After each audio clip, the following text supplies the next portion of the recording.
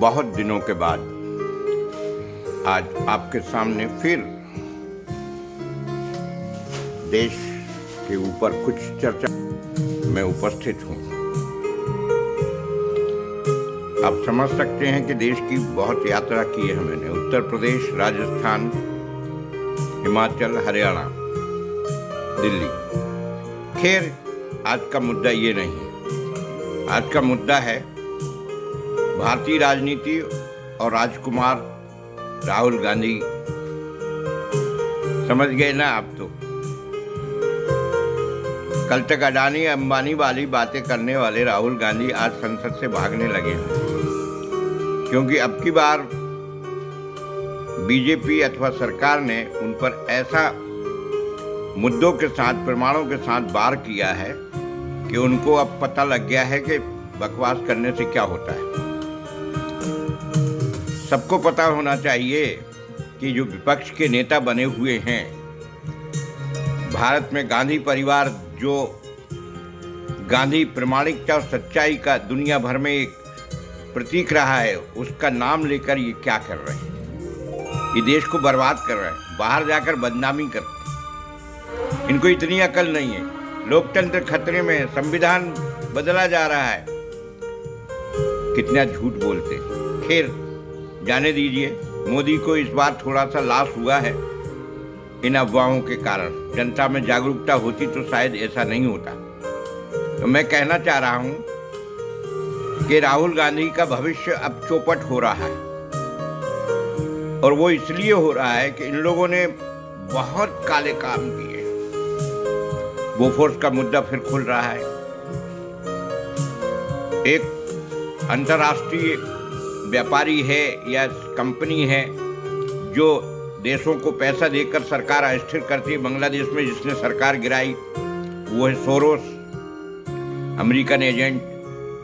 उन्होंने कहा था $2 मिलियन खर्च करके भारत सरकार को भी गिरा देंगे, और वो इनके मित्र हैं, बल्कि उसकी संस्था में ये उपाध्यक्ष हैं।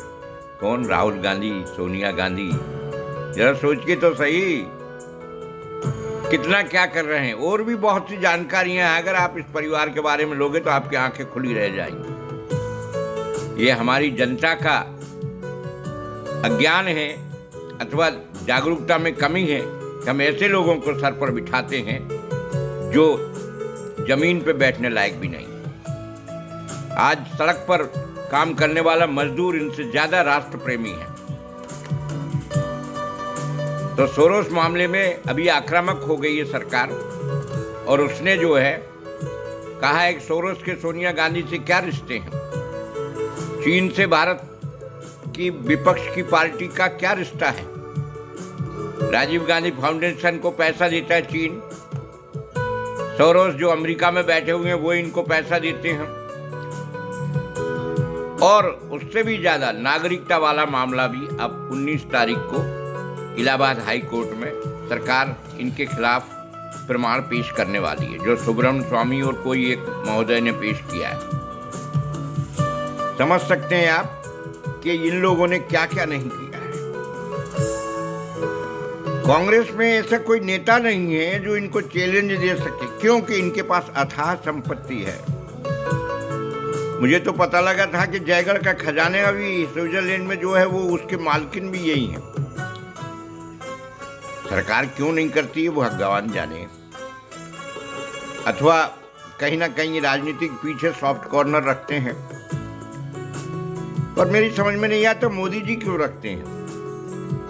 मोदी जी के तो पीछे पड़े हुए हैं ये, कि कैसे एक चाय वाला हमारी सल्तनत को, राजकुमारपन को, महारानीपन को चुनौती दे गया,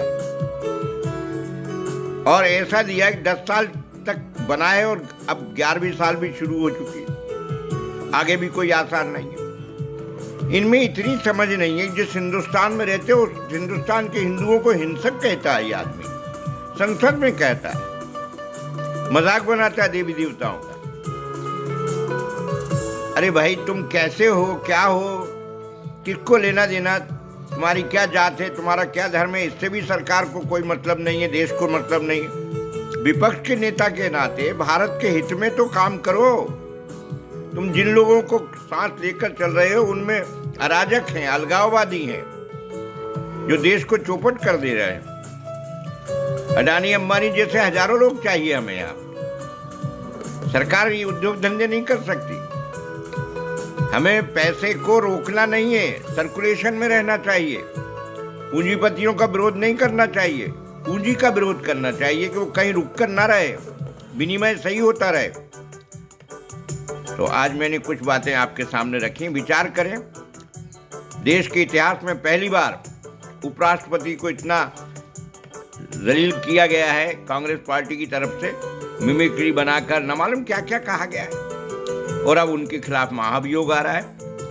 एक किसान पुत्र जाट समाज से आते हैं, इनको बड़ी परेशानी हो रही इतने सर्वोच्च पद पर आने पर। तो ये सब बातें ऐसी हैं, ये अपने पैर पे कुल्हाड़ी अब मारने जा रहे हैं, और मुझे लगता नहीं है कि 6 महीने साल भर में कुछ भी नहीं रह जाएंगे। नागरिकों से अपील है कि वो देश के संसाधनों का उपयोग करें, समन्वय बिठाएं, जहां जो काम है उसको बेहतर ढंग से करें।